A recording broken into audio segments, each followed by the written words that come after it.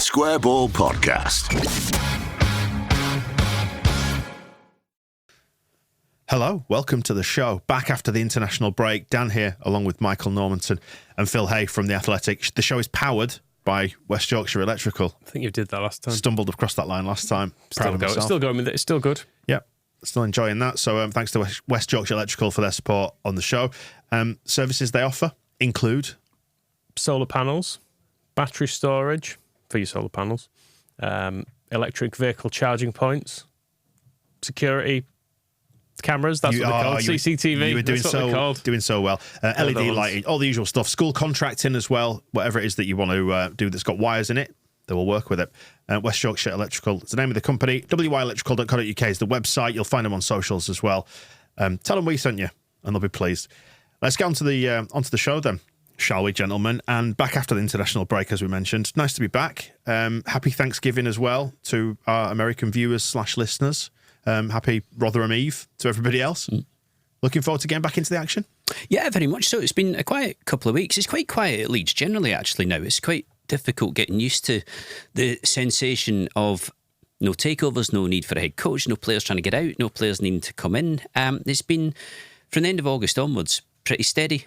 But you always find this in the first half of the season, that it just seems to be interlude after interlude, and it was slightly different last season because of the World Cup, although obviously we then got a massive interlude over November and December. But the international breaks do fall pretty regularly. So yeah, absolutely ready to get back into it. And Leeds in good shape, I think, at this point.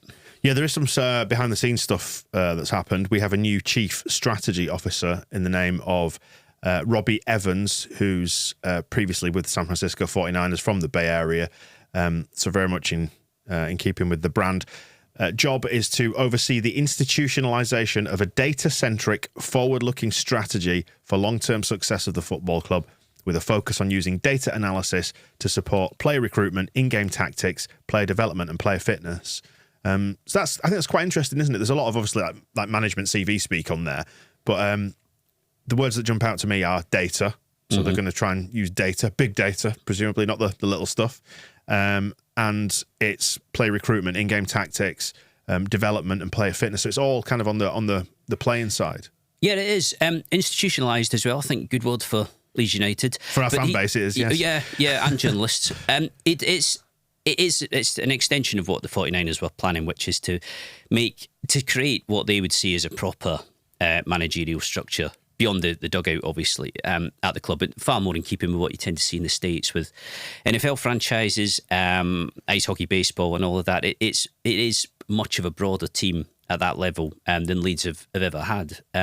Even through the Radrizzani era, you had that core of Radrizzani himself and Angus Kinnear and Victor Orta, and you did have others around like Paul Bell, but you felt like it was those three who were pretty much running the show. And while you do have obviously Marathi right at the top of this as chairman, there are more and more people now underneath who are covering different bases.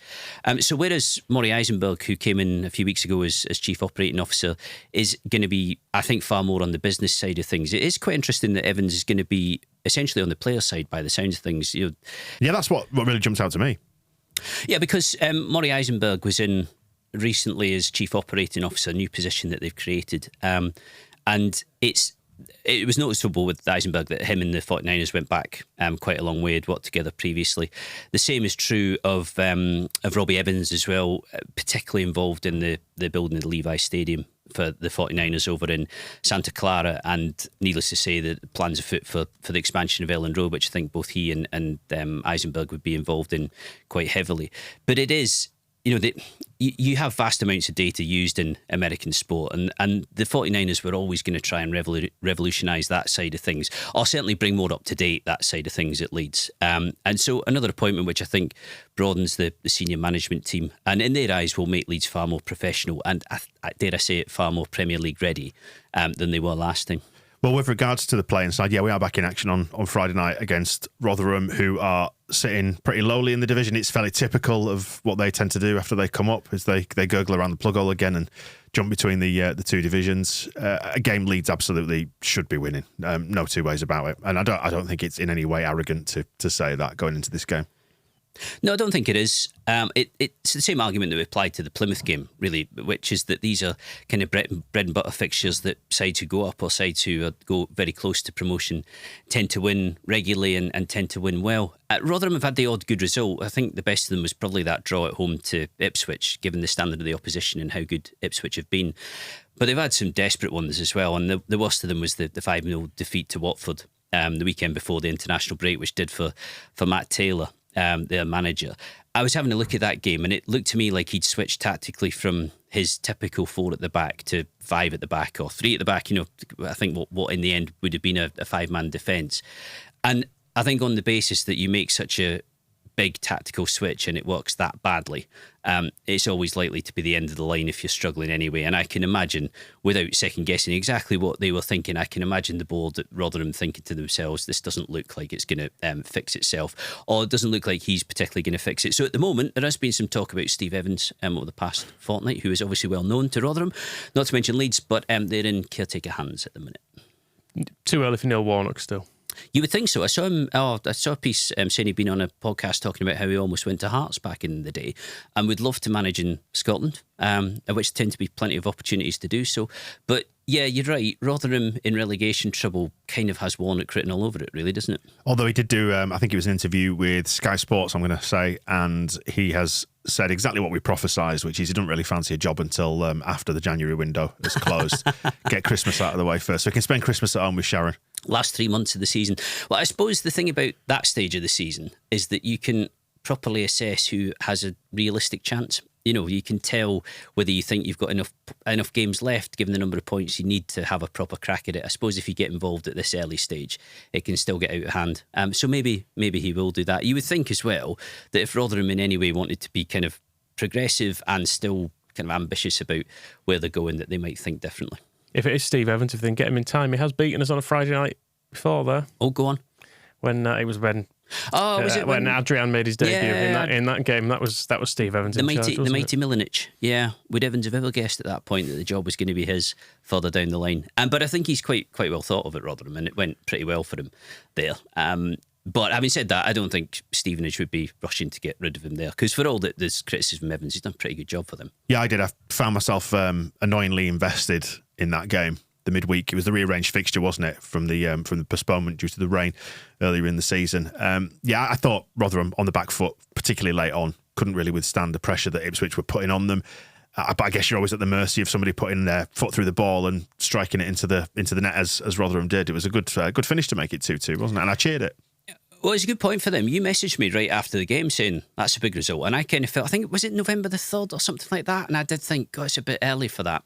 But then, having said that, over the past few weeks, we've been watching the lead getting chipped away at the top after the win at Leicester, and then Leicester losing at Middlesbrough as well. So it's funny how quickly that kind of perception of what's going on elsewhere starts to really kick in, which you don't have in August, September, because you don't pay. I think we probably paid a little bit more attention to it this time round because of how good Leicester and Ipswich were early on.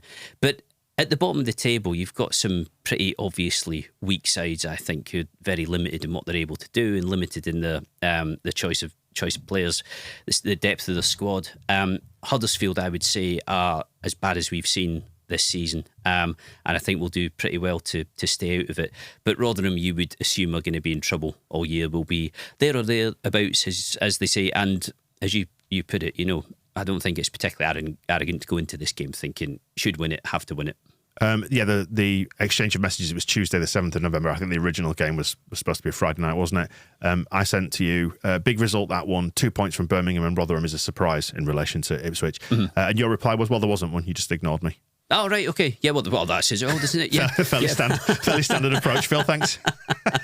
Yeah, I was sat there going, it's first week in November. Bedtime. Get on with it, yeah. Have a wee dram and go to bed, ignore that idiot. But I remember going back years in the Championship of sitting, particularly kind of February, March time. And this was always when Leeds tended to finish 15th, 14th, 13th. So you were in that zone, February, March, where you had to start winning games and teams had to start doing you a favour. And I can remember many a season sitting Tuesday nights on the sofa, if it wasn't the telly, following it on Sky Sports app or the BBC or whatever else. And yeah, desperately hoping for goals to go in here, there and everywhere, but not generally in the first week in November. I will say though, but it was more about, I think, not allowing that gap to keep opening up and opening up and opening up, and we are starting to gradually claw them back in. And I guess with us being the Friday night game, I know Daniel Farke, and we are recording ahead of the press conference, I should say. Daniel Farke did complain about the scheduling, didn't he, of this one, and the fact that they're going to have to bring people back early from the international break to all intents and purposes to be on schedule with this match. But it's an interesting chance to lay down a marker to Ipswich and Leicester, isn't it, going into the weekend? It is, so a potential advantage in that sense. I can see why he would rather it wasn't like this. He was saying after the win over Plymouth that the chances were certain players would come back and wouldn't be able to have a full training session because of international duty and because of the need to get down to Rotherham and just the way that you structure the week before you play. The only thing I would say is that I don't think the scheduling for Leeds has been unfair to this point. I can think of periods in the past where it's been far worse. They have had some quite tight turnarounds. I don't think it's affected them massively or particularly negatively to this point.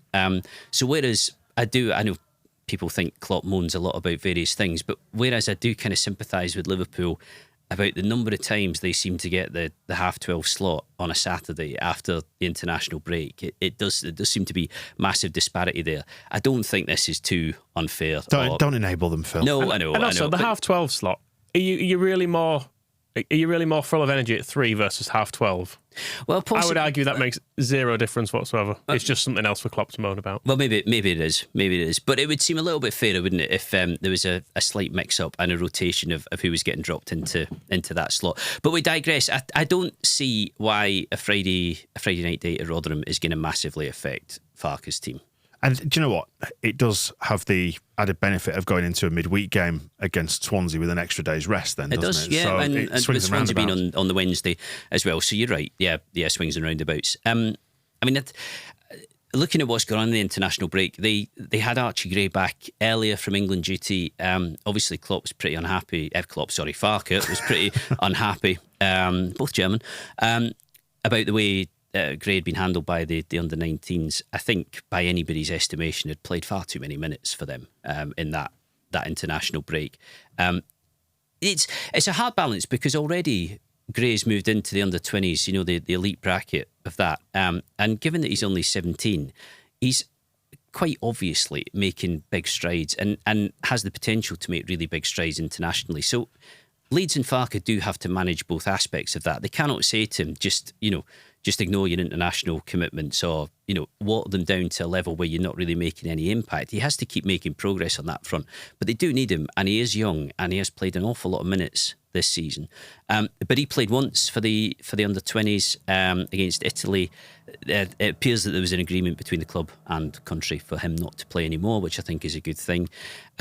Others like Rutter did get a game for the under-21s but didn't play in their defeat to South Korea, so should be pretty fresh. I think the frustration for Farke will not be, I think, that he's worried about players coming back being out of condition unless anybody's picked up injuries in the meantime. It'll be about the lack of preparation time. But that always tends to be the case. The international break, and if you have a lot of international players, then by definition you tend to have a bit of an advantage on a lot of clubs in the rest of the division rather than being one. Yeah, I mean, you could always just adopt the Frank Lampard approach to preparation, which is just to tell them to go out there and win. Yeah. Which is what he used to do, wasn't it? Yeah. Well, I told them to be better and they didn't listen to me. Yeah, that's certainly what I would do if I was a coach, yeah. Look, you're the footballers. Well, yeah, as I mentioned, we are recording ahead of Farke's press conference, but this will come out afterwards. We'll address any surprises that may happen in the weekly show when me and Michael and Rob get together tomorrow. So we'll pick up any surprises there. But what is the sort of general state of the squad that we know about? Have we got Jed Spence maybe back in contention soon? Spence cannot be far away, I wouldn't have thought. But it will depend on where he is with match fitness. We were asking Farke before the break about him, and I sort of asked him, is that the one big frustration of this season, that you've not really had him to use at all? I know he got those 10 minutes on his debut off the bench, but since then we haven't seen anything of him. And I constantly feel like he could be a huge asset at right back, and should be if you consider his form at Forest when he last played in the league. So we'll get an update on him. Like I say, I don't think can be too far away. It didn't sound after the Plymouth game like Byron was going to be fit for this game. He did his hamstring the second half against Plymouth, although Leeds were kind of at pains to stress that it wasn't a recurrence of the kind of serious problem that he had at Norwich, or the problem that it required an operation. It was just a kind of standard strain and a fairly minor one at that. I don't think there's any chance that we'll be seeing Pascal Struijk either after his hernia operation. It was quite interesting actually speaking to Byram. I'd interviewed him just before the Plymouth game, which was obviously the jinx and the kiss of death. And we'd said in the office, hopefully he doesn't get injured in the meantime so that it doesn't scupper the piece completely. But we were talking a lot about his hamstring injury and the fact that he'd come back out of contract. First time he'd been out of contract in his career, coming back to a club who he'd left in sort of slightly acrimonious circumstances, although I think, whereas you can argue the toss over which players are right to go, which players aren't, who showed disloyalty, who actually did the right thing. Well, I was going to say, contrast it with Charlie Taylor's departure and the manner in which that was handled, and Byram feels different. It does feel different, but it is... It came from the same origin, though, didn't it? The contract offer. Which was that the contracts that were getting offered were on reduced terms, and as Byron put it, much worse terms from Massimo Cellino at the time. Cellino had it in his head when he bought the club that the wage bill needed to come down massively, and he wanted to cut it down to around about £30 million. And I remember people at the club at the time saying it's totally his prerogative to do that, and it kind of makes sense for a club who aren't in great financial state. But you aren't going to get promoted with a wage bill of 30 million quid. It just isn't enough in that league. So you have to kind of suck up the fact that if you do that, you're going to finish outside the playoffs most likely.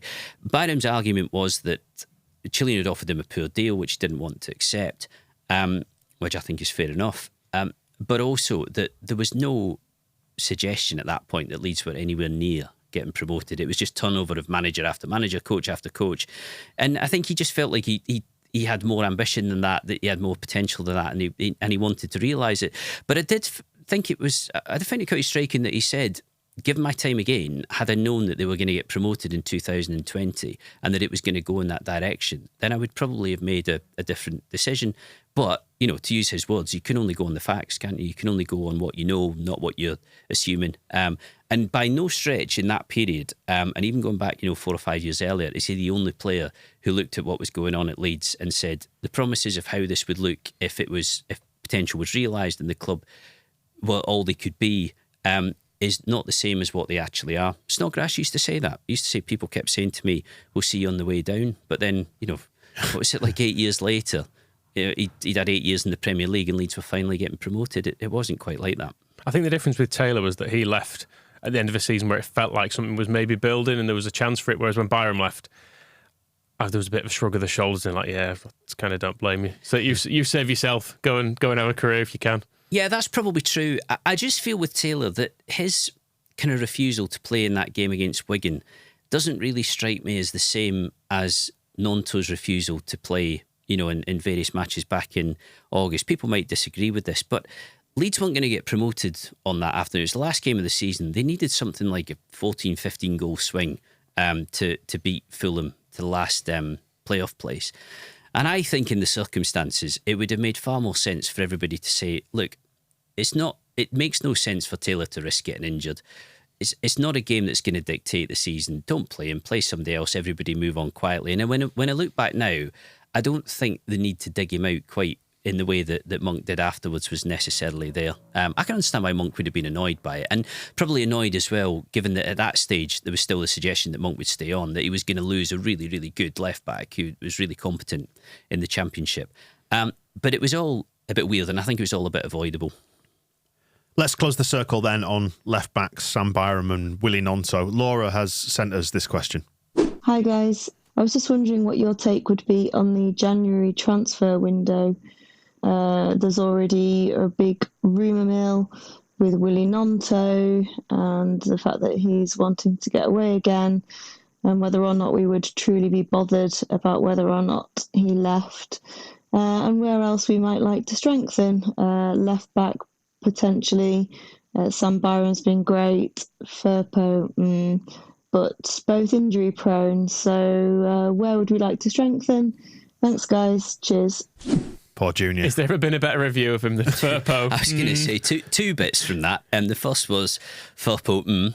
The second bit, and probably the bit that jumped out most, was the way, was it Laura? Yep. Yeah, the way that Laura put that of would the club be bothered if Gnonto left, I sort of think is the way that a lot of the fan base are kind of feeling with Gnonto.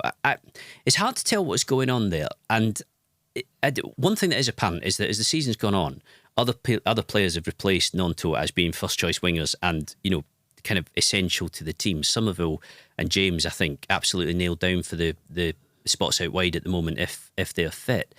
And there will, I think, still be some lingering concern about what went on in August and about the way it all played out. I thought Farke handled it really well at the time. It was a difficult situation and did his best to resolve it, to make sure that it was fixed in a way that he wanted it to be fixed. But you did always wonder whether it was slightly temporary and whether this might come back up again.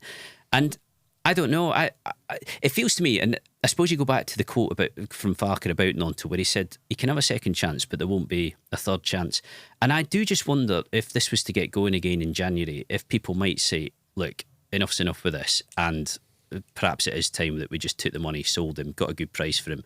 That I think will depend massively on Gnonto. I think if Gnonto doesn't agitate and Gnonto seems content and keeps his head down, then I'd be a little surprised if anything happens. But if it starts to rumble again, I do think that the attitude of a lot of people, you tell me if I'm wrong or if you think differently, but the attitude of a lot of people might be, why don't we just resolve this and get somebody else? I do tend to agree with that being the sentiment. I do wonder about the wisdom of taking what is a known quantity and moving him out, unless there's a good reason for it in terms of maybe it brings in a sum of money that they can then repurpose on getting a number 10, maybe getting a left back, that kind of thing. I think just moving him out because he's been a bit grumpy is not necessarily a good enough reason on its own. I think given we've got a surplus of players in his position, you could accept it more. If it was Ethan Ampadu, for example, in these circumstances, and you can't see a direct replacement for him in the team, I think people would be more hesitant to let him leave. But as he's not a starter necessarily and hasn't done brilliantly from the bench, I don't know. I feel like there's an option for him to leave that maybe there wasn't before, because now we've seen Dan James can do it. The way I see it with Gnonto is that the best case scenario would be that he stays till the end of the season, Leeds get promoted, and then he gets what he wants, which is Premier League football. And then again, you probably at that point washed away the sort of poison of what was going on in August, and he's able to properly focus on playing at a level that he wants to be playing at, and you then have a really good asset, because he is massively talented, Gnonto. There's no question about that. But I just thought it was I thought it was quite interesting that Laura used that phrase, would the club be bothered, because it suggests that other people are out there. It suggests a bit of fatigue about the Gnonto stuff, doesn't it? That's the right word. That if it starts up again, people will probably say, bit sick of this, because it does feel disruptive. Given what might say that, but because we've got momentum behind us. But I guess then there's also, it's balancing off the fact that by being disruptive in the summer, that's what he was aiming to do. He was aiming to make it such a distraction, so they just went, get rid of him, sell him. It's trying to force the move, isn't it? And I guess it's kind of it'd be a lower key repetition of that. Of that. Where the club just goes, well, there's momentum building here. We're trying to get promoted. Do we really need this distraction? So it's kind of, are you bowing to the player power then? It would be far better to get through January without selling anybody. And I said, and I was writing a week or so back about the fact that actually what happens in January in terms of retentions suddenly seems to matter far more than the summer, for all that there was the constant talk about, can they keep Adams, can they keep Harrison, others like Max Verber and so on. It doesn't feel like it's been a damaging effect losing any of them. If anything, it feels like it's cleansed the dressing room and the atmosphere a little bit. But you could go from front to back in this team and run through players that Farke can't afford to lose, and who I think he would absolutely be saying to the board, I can't afford to lose these players. Rodon's on loan, there's no recall clause there, so he should stay. But yeah, Ampadu, absolutely. Kamara, Somerville, even James, had been really influential. But obviously. But to flip that on its head, Phil, and look at it through a positive lens, it's a sign of a good season and a coach who's making the most of what he's got, isn't it? This is the point, you see. So he's built a team that's massively effective, and the last thing that should happen in January is that it starts to get disrupted, because I think if you take players out of this team, the disruption will be fairly major. I have to say, I don't really see that happening. I don't get the sense. Doesn't feel like it, No, does it? I don't get the sense that Leeds are under pressure. I was financially on that front. I was having a look back through Kinnear's interview with you back in September, and he said quite openly in that if we get to the end of year one and we're not promoted, then we're going to have to think about selling players, because from a P&S point of view, there will be books to balance, there will be accounts to sort out. But you read into that in this season, the players they had, the resources they had, they would be able to hang on to. The thing that could potentially change that is obviously really, really big bids that come in. But it will be, I think, quite refreshing to be able to either reject them or think about them from a position of strength, as opposed to, as was the case in the summer, basically every bid that came in, give or take, you were having to say, well, we've no choice but to accept that because of the terms of players' contracts. As for the window itself, I mean, I would favour nobody going in January, to be quite honest, unless it's people who are really, really fringe. I think there'll probably be questions asked about Charlie Creswell because, Leeds seemed open to selling him a year ago, last January. He hasn't played much since then.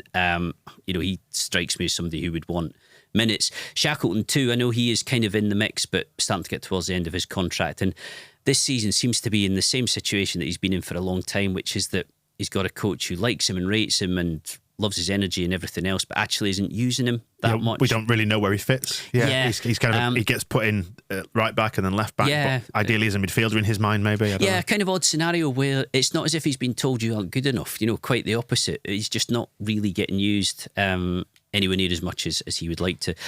I agree about left back or the sort of full back areas generally. As the cover there, depending on how Spence recovers and how Spence gets into the team. And I think a bit about the 10 position as well. And I always say that on the basis that they would have done Amiri in the last week of the window, had Amiri not messed about at the last minute and the club pulled out of that, it tells you that Farke would have liked a little bit more there. In terms of options, I don't mean more than Pirro, but I mean in terms of having choice. Do you think Amiri's agent's been back on the phone since, or is that one well and truly? I was going to say I almost want it to happen so we can see what the spin is like. From his point of view, yes, he sits down and does the welcome interview, and also the reaction of the crowd, who probably won't quite know how to address that one. And then standard scenario where if Amiri comes in and is absolutely brilliant, people go, well, never mind about that. That's all fine. I might be wrong, but Farke does, the whole second chance, third chance thing with Gnonto. Farke doesn't strike me as somebody who gives players a huge amount of rope on that front. It would seem pretty weird, unless Amiri can paint it as, it wasn't me, it was somebody else who was advising on this, and I made a mistake, blah, blah, blah. It felt like those bridges were totally burned the way it went in August. Anybody who's got siblings, and I don't, I'm an only child, but anybody who's got siblings, at some point your sibling has told you to do something stupid, and you've done it. Go jump off that garage roof. He's not that young though, is he? Not for what? Man in his 20s.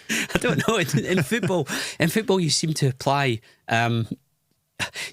leeway that people just don't get in normal life. If you were in work at the age of 25, something messing about, somebody would probably say, you're an adult, grow up. But the number 10 is the most kind of seductive position to think about, isn't it, from a Leeds perspective? I know they made a late move for like Ilias Chair at QPR. Is that something they might revisit, or do you think maybe someone like Amiri or someone maybe? It feels a little bit more to me like they'll try and use the loan market if they can. They've got slots that are left over. And that would kind of make sense. The challenge, I suppose, for anybody they sign is going to be convincing them that there's actually scope to play. Not only this season, but obviously if they go up and they have players tied to contracts, are they going to get a game in the Premier League? It's not an easy team to get into, I don't think. And you can see that on the basis that Gnonto's on the bench, other really good players who are not in the 11 too regularly. I personally think the Pirro Ruta thing is working, don't you? I was going to say, it's a daft question, given number 10 is a position, but where does a number 10 actually fit into this team? Well, I think you could interchange with Pirro. I think there are other 10s who could play in there and it could work well. But I think there's always going to be a focus on Pirro's goals. And I think if Pirro scores loads of goals, people will feel like that's absolutely working and it's spot on. If he doesn't score goals, people do and have discussed his influence and tended to sway towards the idea that it's not quite functioning the way it needs to for him. But if you... For him, it's not, but the team it is. It's the point that Farke was trying to make. We keep winning. And I watched him a little bit more closely, I think, in recent weeks, and he offers more than you realise. Yeah, I think he does. Even if it's just dropping deep and linking up, because sometimes you see him coming right back into deep line midfield positions to pick up the ball and make stuff happen. Even if it's just to come and pull the opposition out of shape and lay it off again, he's involved, even if it's not kind of an exciting thing. And the broader question is, and this was pretty much Farke's point at that press conference where he spoke about this, and then promised to forever hold his peace until we all started asking again, was if the results are good, if we're scoring goals, if we're not conceding many, then what does it really matter? Yeah. It was the point. The most interesting part of that was the point he was making about Golden Boot winners. The fact that he's worked with strikers before who've won the Golden Boot, but essentially saying, and he did kind of say the same about Somerville's Player of the Month award as well. I'm not really interested in that. I don't really care if individual player gets this accolade or that trophy. As long as it all works as a team, that's got to be the right way to. It's got to be the right way to go. No, I disagree. I like the arguments on Twitter with people endlessly debating who's the best player in the world. I'm Mbappe, or is it Neymar, or is it Messi? You mean in the way that how can anyone be interested? Nobody really mentioned Matteo Joseph until he backheeled in that goal, and then flicked in that goal, and then it was suddenly, why isn't this guy getting more minutes? Yeah, then he's the answer, isn't he? Yeah, but that's the football fan's mindset, isn't it? It's always the thing that's not in the team or that's not happening. The answer is always the other. But they don't need an answer at the moment, do they? No, this team doesn't need an answer. It's doing fine. Yes, I'd like us to continue doing fine. Yeah, I would suggest. Yeah. Right, just to wrap up a couple of other things, we've got Finlay Gorman. And is it worth just touching on Everton's points deduction? Because that's obviously generated a lot of heat, a lot of noise, and a lot of upset Everton fans. Yeah, shall I go Gorman first? Go Gorman if you want. Weirdly, and I should just make the point that he's not been in any way talking about any of this because he's far too decent and far too professional, is a good word. But I found myself sat alongside Finlay Gorman's, the guy who him and his family provide digs for Finlay Gorman at my kickboxing class a couple of weeks ago, which was dead weird. Which was around the time that it turned out that Gorman was going to Manchester City, which has been mooted for a long time and is going to happen. It needs to go through, or needed to go through, Premier League checks, which it always does, just to make sure that these things are above board and compliant, because he is so young at 15.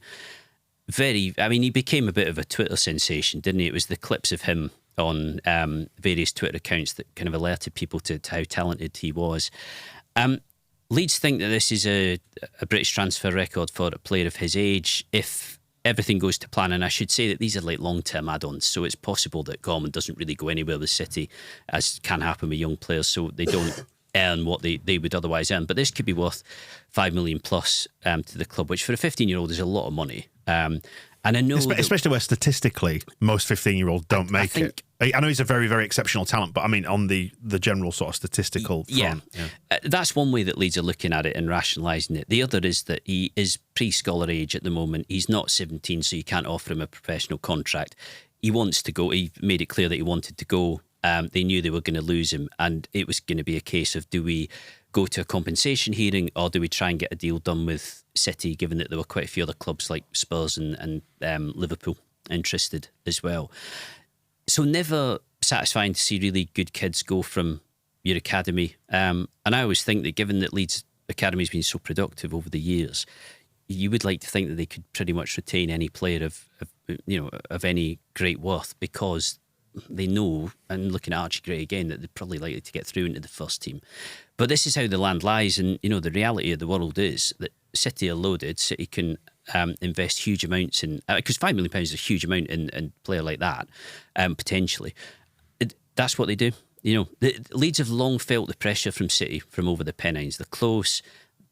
City know that there's a lot of good players who come through Leeds, and that it's worth keeping an eye on. Not the first, probably won't be the last. Yeah, and Leeds do it to other clubs as well, so absolutely, it should be said. Yeah. So. You're not allowed to offer pro contracts, but they will offer essentially a promise of a contract, won't they, is the way that these things tend to work. It tends to be, yeah. I mean, I suspect with Archie Gray, for example, they knew he was so good that they would have been saying, and if you look at the timing of it, it was pretty much, pro deal done within days of him turning 17, and those things don't tend to get negotiated. Those candles were barely out.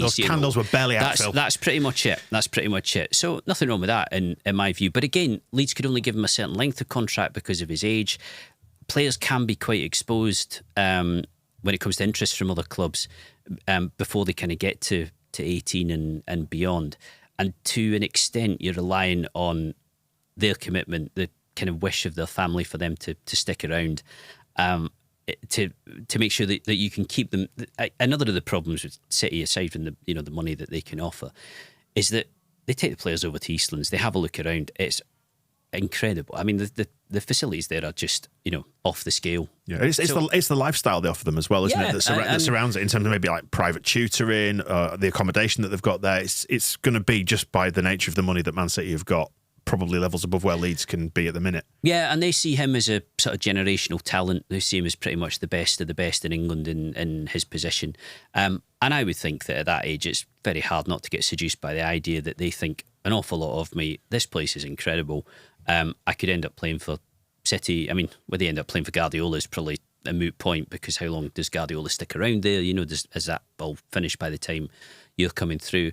But I think it's easy, isn't it, with club loyalty, to sit and say, I should just have stuck around. But I think if you're realistic about it, you can totally understand why somebody who has City all over them would think, I might just go for this. Yeah, I'm dead happy for him. I did see somebody on Twitter say, if he wants to go to City, instead of stay at Leeds, then he's dead to me and I hope his career fails. And I was very impressed by the number of people who replied saying, he's a 15-year-old boy. One of those parents roaring at the referees on the kids' Sunday league matches. I think so.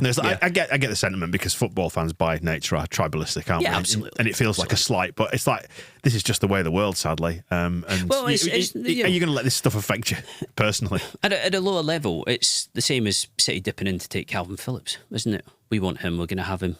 And look how that worked out, Gorman. Look how that worked out.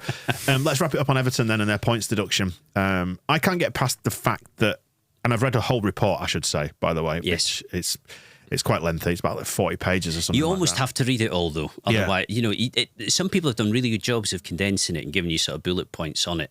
But it's the nuance and it's the exact nature of the points that you have to kind of get your head around, and it's pretty complex. Yeah, I was just going to say that I can't get past the fact that when this was picked out by the commission, is like the Premier League said to them, look, you're right up against it here from an FFP point of view. You're already in breach. You know that, and then they had an agreement whereby the Premier League had to authorise the signing of players, and the Premier League authorised the signing of players and basically said, look, you do realise that this is putting you more in trouble by signing more players. We will authorise it because we can't really stop you, but you're already close to it. You're in trouble.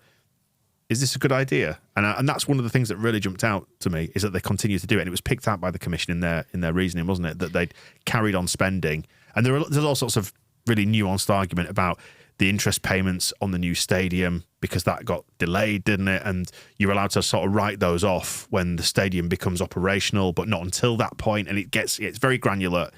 And probably not worth getting into because I don't understand that well enough. But one of the points that was picked out, and is something that football fans can understand, is you carried on spending even when you knew you were in trouble. Yes, yeah. And you've seen that a lot, because when clubs get into difficulty, quite often think to themselves, try and buy your way out of it, and more to the point, kick the can down the road. And if this becomes a problem, we'll deal with it at a later date.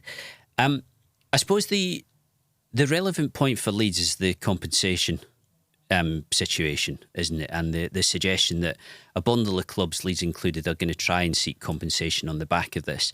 At the same time, you've got Everton who are appealing against this. And it sounds, certainly from reading the piece that our Everton writer, Paddy Boylan, did earlier this week, it sounds like one of the things that Everton are going to argue is that there wasn't actually really a sort of sanction structure for this. It feels like it's been kind of done on the hoof, or at least I think that's even actually mentioned, isn't it, in the within the ruling that they specifically devised this sanction structure for this case. I mean, my gut feeling is that the penalty will probably get altered on appeal. I don't know if you feel the same. I mean, who knows how long that's going to take and what the implications of that will be if there is a change at late notice. Will it get done for this season? Because it's already almost December.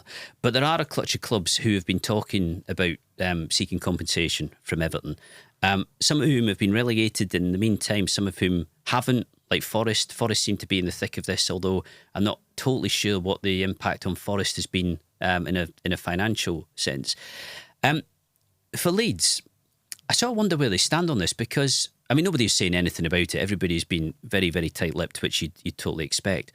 But Leeds didn't go down in 21-22. So in that sense, you would find it quite difficult to say that it had a really adverse effect on them.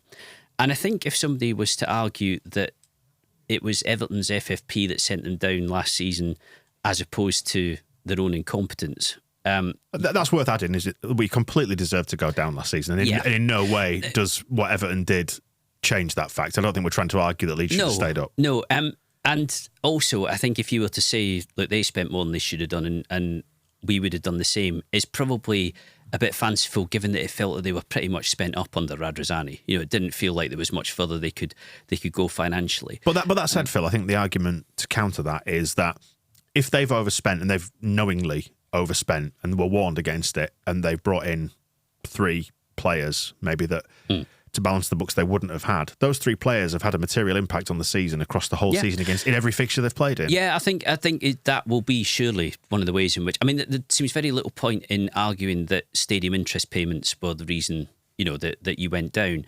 But I think what you have to show is that there was a sporting advantage from it, which was unfair on the basis that they didn't comply to the rules, and perhaps these clubs can do it. I'm pretty fascinated actually to see, firstly, whether or not they go ahead with a compensation claim, who's actually involved, you know, which clubs get involved in it. Because you'll remember that at the end of the 21-22 season, the last few weeks of it, it emerged that Leeds and Burnley were looking at compensation claim against Everton, and Leeds abandoned that as soon as they stayed up, which was as if to say, oh, actually, we're no longer bothered because we're still in the Premier League. So I imagine that there are probably good arguments that Leeds can put forward. There are probably good counter arguments that Everton could respond with about why Leeds and potentially other clubs as well shouldn't get compensation for this. It's a right old mess, and I can't imagine in any way the Premier League like the sight of clubs in their own competition suing each other. But if the grounds are there to do it and it's legitimate to take the case on, then you should. Yeah. Do you think this is another argument for the independent regulator that I know Angus Kinnear is such a fan of? Because it strikes me as, regardless of where you stand on the whole Everton thing, and the word you used there is mess, Phil, and it's a right old mess, and it's a mess because they've not put anything in place to deal with this. It's assembling the plane in midair almost, isn't it? Whereas it's how it feels. Actually, you look at the EFL and the EFL sanctions for not financially reporting on time, for going into administration, points deductions, all that sort of stuff. You could actually argue, incredibly, that the EFL has its house in order more where financial stuff is concerned than the Premier League. But if you go back to Leeds administration in 2007, and when they had that 15-point deduction, that process was very much like putting the plane together in midair as well. It was very apparent from the outset that the whole issue of CVAs and how deductions would be voted on, how it would be decided, what other clubs' involvement in that would be, had never really been road tested, you know, and never really been examined legally. And that's what Ken Bates did, though, wasn't it? He drove a coach and horses straight through that loophole, basically, because there was nothing set in stone there. So it was like, I'll give this a whirl, see what happens, and demonise the EFL as a result. You know, Leeds famously lost that completely. You know, the 15-point deduction stood at the end of it all.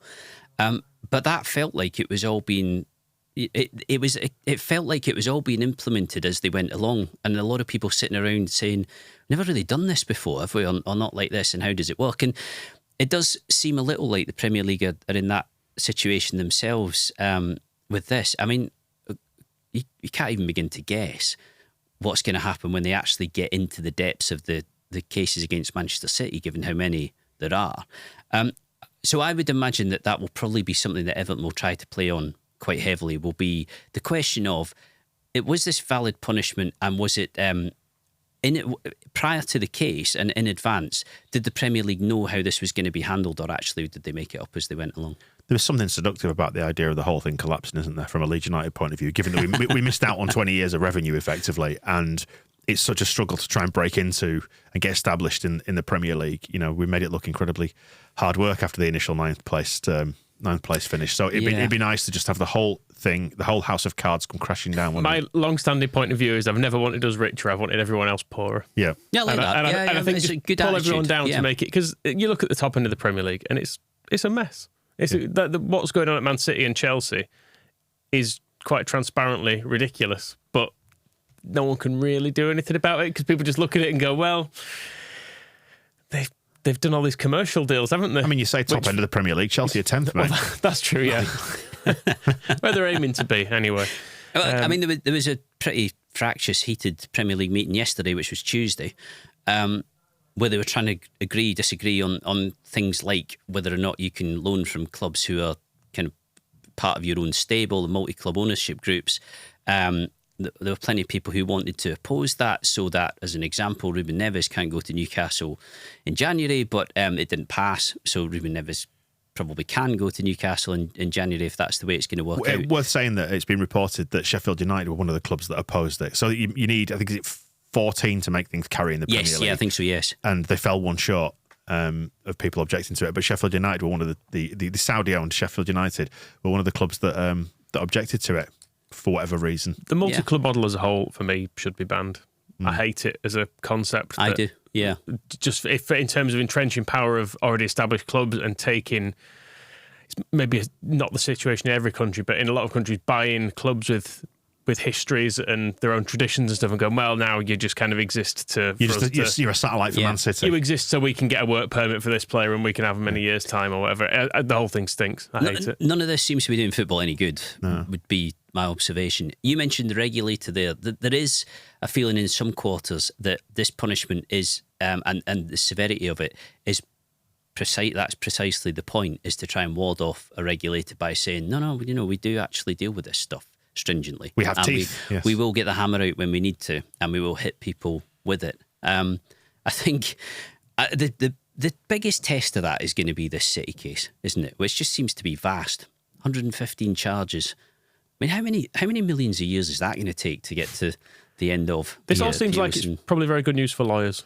I suspect it is. Yeah. There'll be many people rubbing their hands together, going, "Well, this is going to go on for years. We can bill all this." Well, quite a few people have made the point that David Phillips, KC, was the man who acted for Leeds in the 07-08 arbitration case and the -15 debacle as well. So, and he's ruled that Leeds have a right to compensation in this one as well. Yes, so he was part of the panel who Everton fans are seeing conspiracy, or perhaps an unfairness to the proceedings.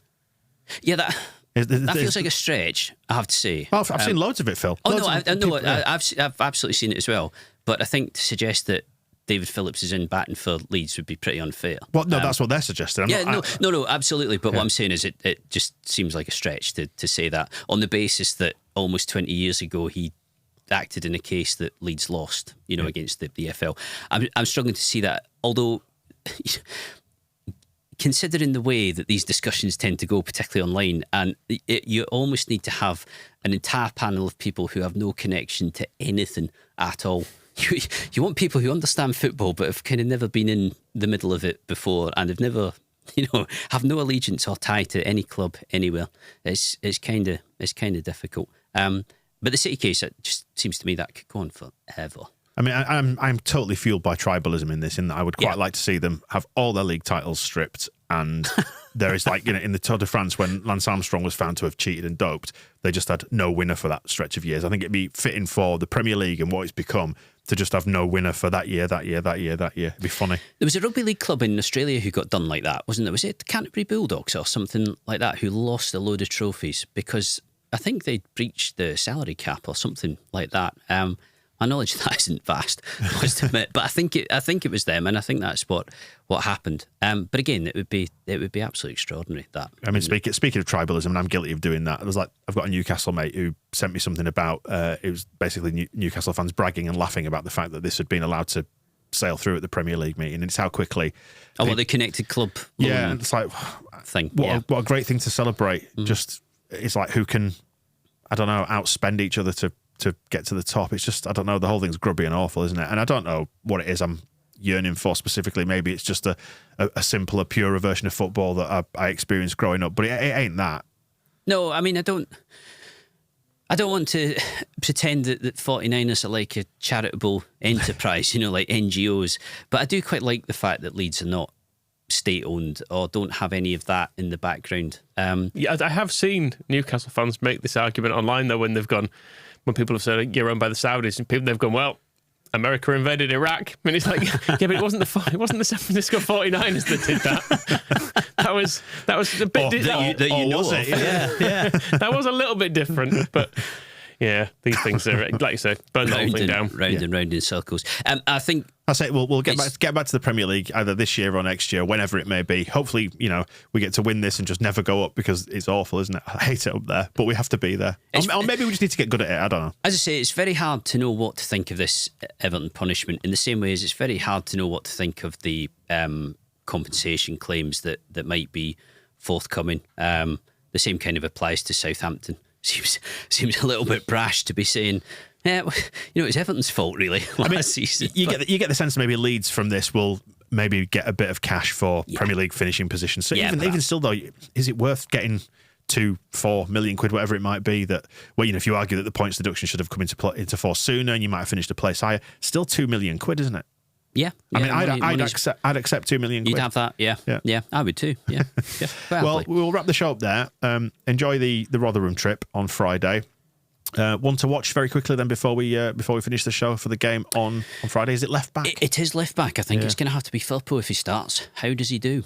I want to see it's not a bad game to come in for. I want to see senior Firpo. Senior Firpo on Friday. Let's see. We'll reconvene Monday, and we'll have a natter catch up about that and preview Swansea as well as we head into the next round of midweek fixtures, and we settle in for the long winter as well. No more international breaks now until March. Yeah, it is a long old trek. These games are going to be pretty critical. We'll see you soon. The Square Ball Podcast.